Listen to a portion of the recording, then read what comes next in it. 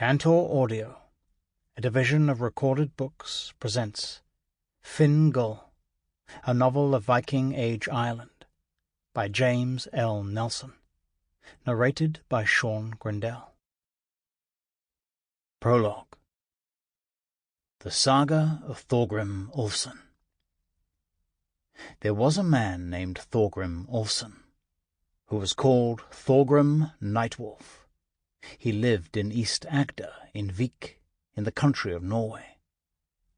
When Thorgrim was a young man, he became an herdman for a powerful jarl who had a farm 50 miles away. The jarl, Ornolf Ravnsson, was known as Ornolf the Restless, and for 3 summers Ornolf and his men went a Viking in England and Ireland. Thorgrim was an excellent fighter, and a clever poet as well, 2 skills much prized by the Vikings.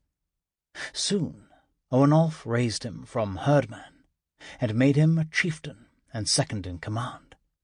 Thorgrim was well respected by the men, and loved by Ornolf.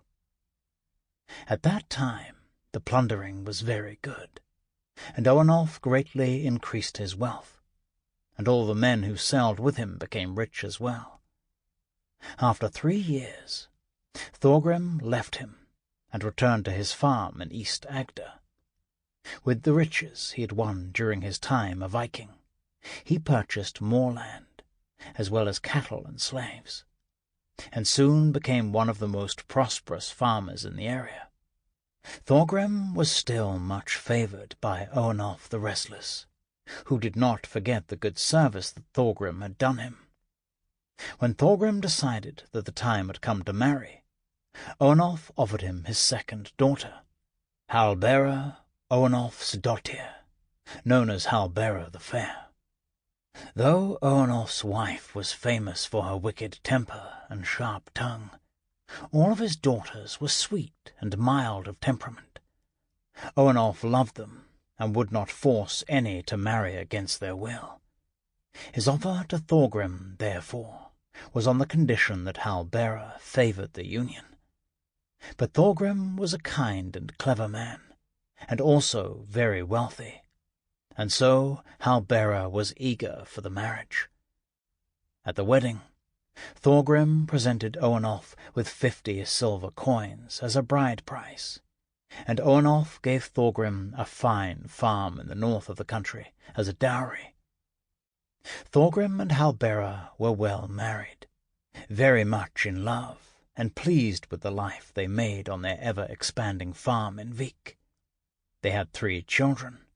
Their eldest son was named Odd, the second son Harald, and a daughter, Hild. The sons were hard-working, and grew strong and became skilled farmers. When Odd grew to be a man, Thorgrim gave him the farm in the north country that had been given him as a dowry, and Odd left home to work his new farm. 10 years after the birth of Hild, Halbera was once again with child, but she was no longer a young woman, and things did not go well. Despite the best efforts of the midwife, and many sacrifices that Thorgrim made to the gods, Halbera died giving birth. Though the child lived, it was a girl, and Thorgrim named her Halbera after her mother. Ornolf the Restless had never lost the desire to go a Viking, even though he was now comfortable and wealthy. So he purchased a longship and gathered a crew, and asked Thorgrim if he would sail as second in command. Before that time, Thorgrim was happy on the farm, and did not care to go voyaging any more. But after Halbera died, it was hard for him to be there without her. Also, he did not wish to deny Ornolf, who was his father-in-law, nor was he displeased with the promise of battle, so he agreed. The year was 852, by the Christian calendar, 7 years after Thorgils, the Dane who had made himself king of Ireland, was drowned by the Irish people. Thorgrim's second son, Harald, was then 15 years old, as strong as most men, and ready to go a Viking. So Thorgrim brought him along. Here is what happened. Chapter 1. He who has travelled can tell what spirit governs the men he meets. Havamal, ancient Norse poem. The storm was vicious and building in strength. Death-cold spray came blowing sideways. Grey mountain waves rolled down on the labouring longship. Ornolf the Restless was roaring drunk. He stood in the bow of the longship, his longship, which he called Red Dragon. He kept one massive arm wrapped around the slender wooden neck that swept up in an elegant arc and ended 15 feet above his head with the grinning, teeth-bearing head of a dragon. The dragon head was a frightening sight, but not half as frightening as Ornolf the Restless was at that moment. His hair was red and grey, and plastered against his head and back, his beard drenched and matted until it looked like seaweed. The padded tunic that he wore, bound with a wide leather belt tight around his thick middle, was soaked through. He was engaged in a pissing match with the god Thor. "God of thunder and lightning, eh?" he bellowed up at the blanket of clouds that hung low and dark over the sea. "This is the best you can do? It will take a damn sight more than this to kill Ornolf." The bow of the longship rose on a wave like the hand of Odin, lifting Ornolf up into the sky, and he whooped with the exhilaration of it. Then the ship slid off the wave, down, down, twisting into the trough. The larboard side ladle dipped into the sea, scooped half a ton of water that rushed in a wave amidships, crashing against the mast, against the dozens of sea chests lashed to the deck, against the 63 or so soaked, miserable warriors, were not one enjoying the storm half as much as Ornolf. "Ha!" Ornolf roared at the heavens. "That it? I can make more water than that." And to show Thor he was not kidding, Ornolf let go of the dragon's neck and fished himself out of his breeches, urinating half over the side and half on the deck as he tried to maintain his balance on the wildly swinging bow. 90 feet aft, Thorgrim Ulfson braced himself against the steerboard's tiller, guiding the shallow longship through the mounting seas. He turned his head away from the spray and spit the seawater that ran down his face and into his mouth. He could barely hear Ornolf's drunken raving over the shriek of the wind, but he heard enough to make him wish the old man would shut up. "He'll bring bad luck on our heads, just to show Thor he's not afraid of even a god." Thorgrim was personally devoted to the cult of Odin, but he still did not think it was a good idea to taunt Thor in that way. On the deck amidships, most of the 60 warriors who had sailed with Ornolf on this voyage sat huddled under blankets and furs, enduring the cold and the wet. Others were furiously bailing, flinging buckets of seawater to leeward, or shoveling water with leather helmets. The longship was 100 feet in length, but it was still essentially an open boat. The ranks of round wooden shields mounted on the ship's low sides offered some protection from the wind, but not much. "Come along, Thor, you sorry creature!" Ornolf shouted.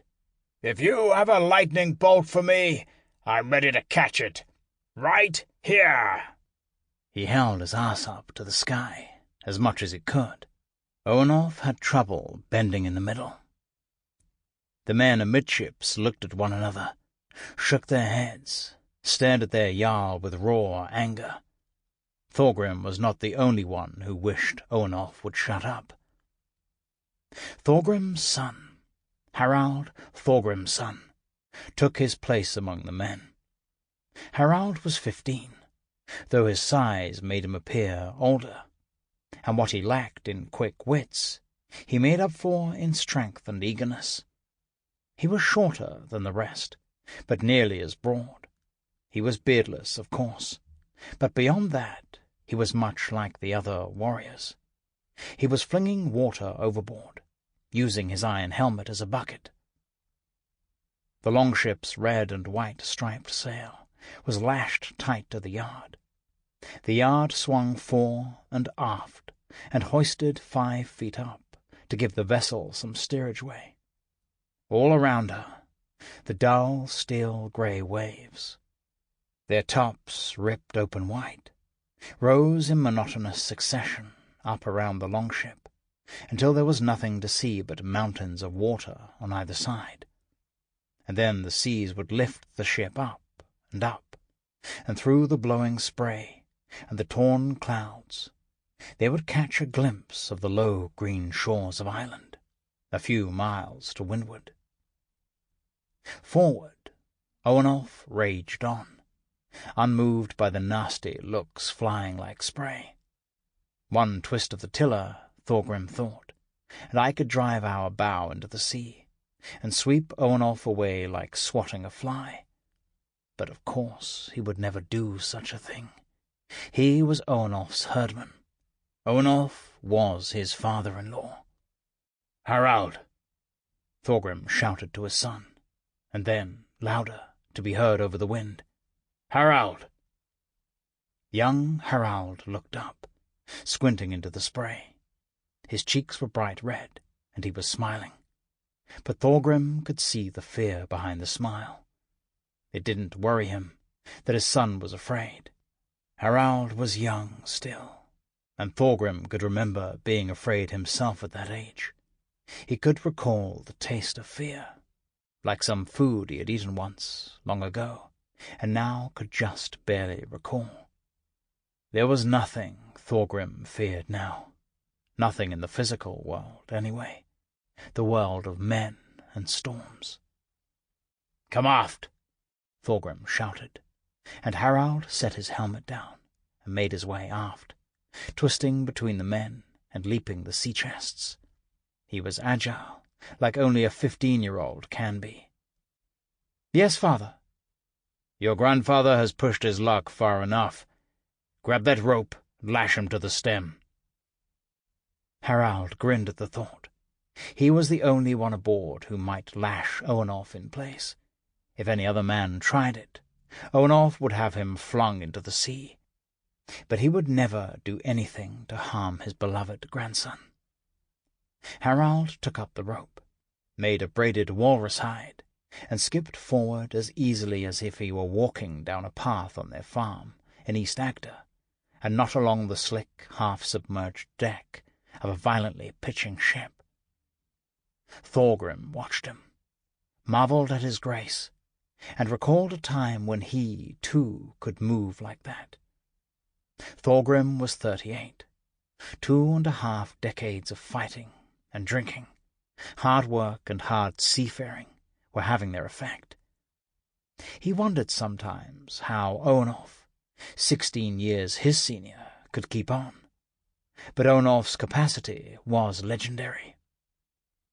Up in the bow, Harald manoeuvred past the swaying yawl and flipped the rope around the stem.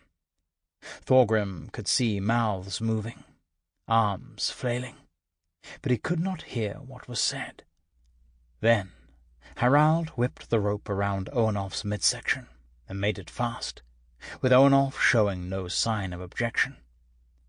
Harald knew how to handle his grandfather.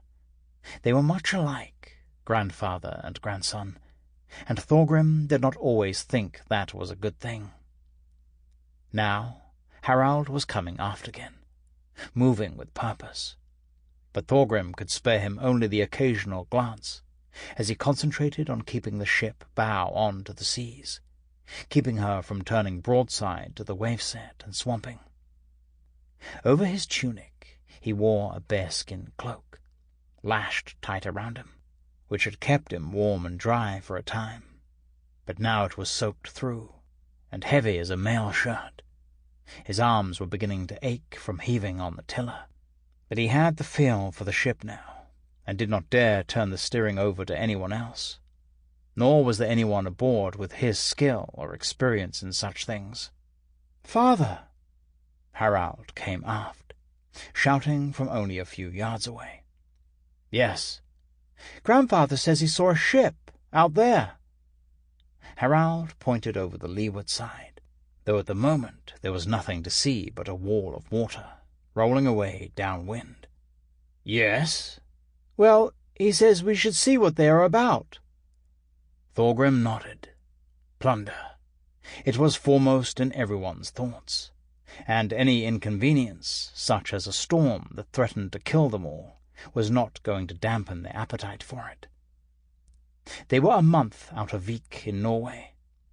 In that time they had raided a village on the northeast coast of England, which had yielded little, and then taken a Danish merchant ship after a short fight.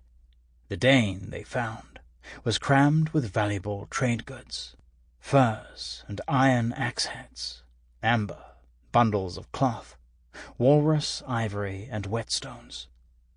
Now, Ornolf was shaping a course for Dubh-linn, the Norwegian longphort in Ireland, where they planned to sell what they had taken. More was always welcome. The next in the endless progression of waves moved under the longship and lifted it skyward, and Thorgrim swept the southern horizon for the ship that Ornolf had seen, but he could see nothing. The other ship, no doubt, had gone down in a trough as they were lifted up. "Did you see this ship?" Thorgrim asked. "No. Perhaps I can now." Harald slipped around Thorgrim and put one foot on the ship's rail, then flung himself up, even as the ship dropped away under him. He grabbed the tall sternpost in a bear hug, squeezed with his feet, worked his way up higher. A moment later he shouted, "Yes, yes, there it is, right downwind." Harald slid back down the slick, carved wood and landed on the deck. "No great size," he said, almost apologetically, as if it was his fault, "but right downwind." Thorgrim nodded as he digested this. It was utterly insane to close with a vessel in those seas, never mind trying to board it. But it never occurred to him not to try, nor would it have occurred to any of the others. "Go tell the men we are going to turn and run for this boat. Tell them we'll have the yard braced square as we turn." Harald grinned as he tumbled off forward. Thorgrim kept his eyes to weather, glanced now and then amidships as Harald spread the news. The Viking host, men who a minute before had been dour and sulking, now cast off their drenched blankets and furs, and stood grinning in anticipation. It was as if the heavens had opened and spilled sunshine and mead down on them. "I pray to Odin this is worth it," Thorgrim thought. There was every chance that the vessel was no more than some pathetic fishing boat, not worth the considerable risk of attacking it in those high seas. Up in the bow, Ornolf fumbled for half a minute with the knot Harald had tied in the walrus rope, then pulled his dagger and cut it away, stumbling amidships, shouting orders. Men hunkered down along the sides of the ship, prepared to haul the yard square, and unhitched the braces from the cleats on which they were made off. "Do you see that, Thorgrim?" Ornolf bellowed as he joined his herdman aft. "You show Thor you have balls as big as his, and he drops a gift right in your lap." "His aim could have been a little better." "Ah, you young men are soft, like women.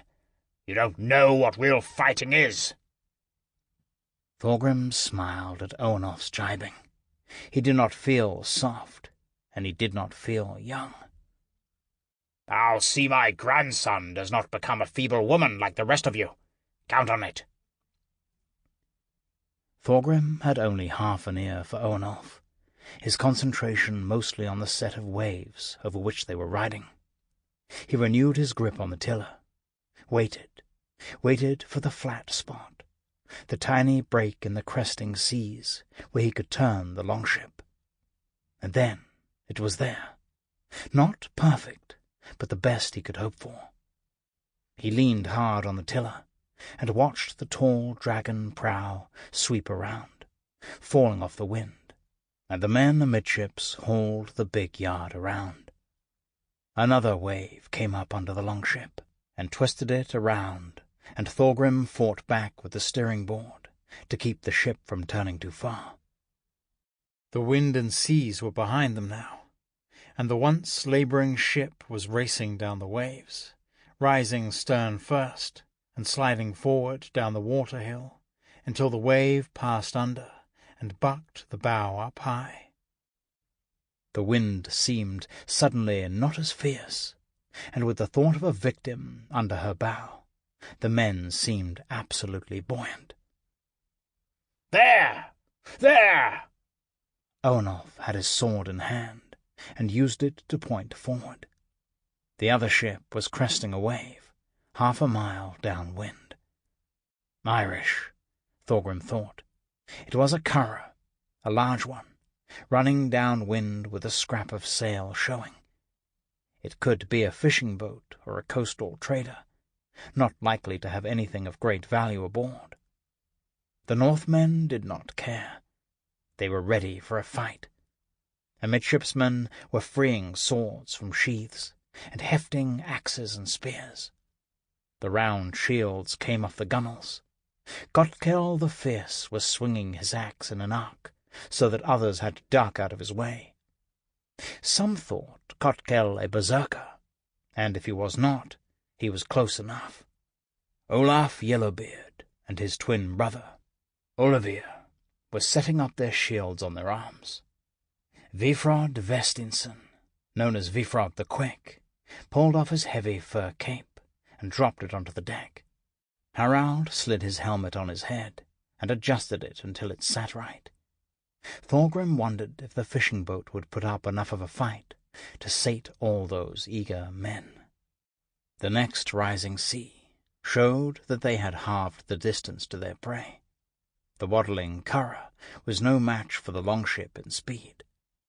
Thorgrim felt the battle madness creeping over him, and he breathed deep because he did not want to give himself over to those spirits. Down in the trough of the waves, and up again, closer to the Irish vessel, which now was running for all it was worth. The sail spread nearly full. They had spotted the stalking wolf. That rig will not last in this wind, Thorgrim thought, and, as if his mind controlled such things, the curragh's mast crumpled and fell. The sail smothered the forward end of the boat, and the curragh swung around broadside to the sea and rolled hard. Now the longship was on them, the Vikings whooping it up, gathering at the gunwale as Thorgrim tried to steer the vessel. Like steering a runaway sleigh he could just barely control. There was a better chance they would be killed trying to bring the ships alongside than in any fight with these Irish fishermen.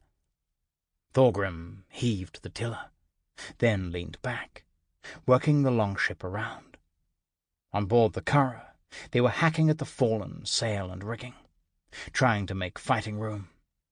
Swords and axes rising and falling, and men clad in mail standing at the gunwale, ready to meet the Norsemen.